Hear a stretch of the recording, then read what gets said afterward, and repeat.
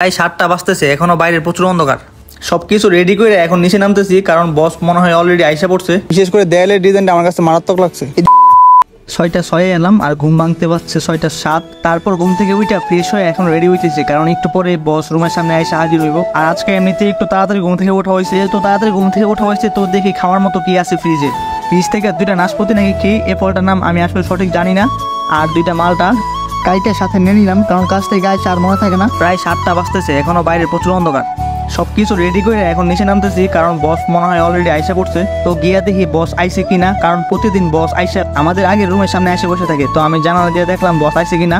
বস এখনো আসে নাই। আর আমার এক হাতে সাম্পা মানে হলি গিয়ে ময়লা, আমাদের বাসার প্রতিদিনের ময়লা, যেমন রান্না করার ময়লা, তারপর হলি ইত্যাদি। আর এটা হলি গিয়ে ময়লার ডাস্টবিন, এখানে সবাই ময়লা ফালাই। তাই যে আমাদের বস অলরেডি এসে বসে।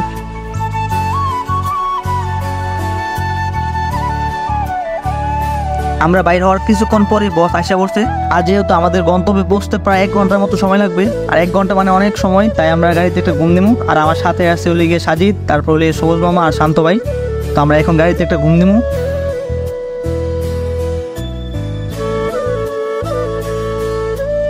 পাক্কা 1 ঘন্টা পর আমাদের গন্তব্যস্থলে কিছুটা কাছে। এখান থেকে আমরা সকালে হালকা কিছু খাওয়া দাওয়া করি। এখন এখানে নামবো, এখানে নামে হালকা কিছু খাওয়া দাওয়া করবো। খাওয়া দাওয়া করার পর দেন আমাদের সাইডে চলে যাবো। এইটা ছোট একটা রেস্টুরেন্ট, এই রেস্টুরেন্টের নাম হলো বিসমিল্লাহ রেস্টুরেন্ট। আর এই জায়গাটার লোকেশন হলে গিয়ে শাহ আলম। আর এখানে বস গাড়ি পার্কিং করতেছে। মালয়েশিয়াতে আপনি বাংলাদেশের মতো যেখানে ইচ্ছে সেখানে গাড়ি পার্কিং করতে পারবেন না, এখানে পার্কিং এর জন্য আলাদা জায়গা আছে। এই যে দেখতেছেন হলুদ দাগগুলা মার্কিং করা, এগুলো হলো আসলে গাড়ির পার্কিং এর জায়গা। এমনিতে রেস্টুরেন্টটা দেখতে ছোট হলেও কিন্তু ভিতরের ডিজাইনগুলো খুব সুন্দর। বিশেষ করে দেয়ালের ডিজাইনটা আমার কাছে মারাত্মক লাগছে। এদিক দিয়ে আমি ভিডিও করতেছি আর তারা তো ঘুমিয়ে কিছু বলতে পারে না। যাই হোক, আমরা কি খাম অর্ডার দিয়ে দিচ্ছি অলরেডি। আর এই রেস্টুরেন্টে প্রায় সময় সকালবেলা ভিড় থাকে, এর জন্য মামা আমাদের খাবার সার্ভ করতেছে, মানে হিউম্যানিটি পালন করতেছে আর কি। তো খাওয়া দাওয়া শেষ করে আমরা এখন গাড়িতে উঠতেছি, আর গাড়িতে উঠে সোজা চলে যাবো কাজের সাইডে। এখান থেকে যাইতে সময় লাগবে প্রায় 10 থেকে 15 মিনিট। আর এদিকে তারা হালকা করে একটু ঘুম দিয়ে দিয়েছে। আমি ঘুমাইতাম যেহেতু 10 মিনিটের রাস্তায়, এই জন্য আর ঘুমাই নেই। আর দেখতে দেখতে আইসা বসে আমাদের কাজের সাইডে এই যে ওয়েবার সেন্ট গোপেন ওয়েবার, এটা আসলে একটা কোম্পানির নাম। তো ফাইনালি কাজ শেষ করে আমরা এখন রুমে যেতেছি। আর রুমে যাওয়ার সময় আমাদেরকে ব্লেন্ডার করতেছে। আর ব্লেন্ডার হলো গিয়ে মালাই সব, এটার মানে হইলে গিয়ে খাওয়াইতেছে আর কি।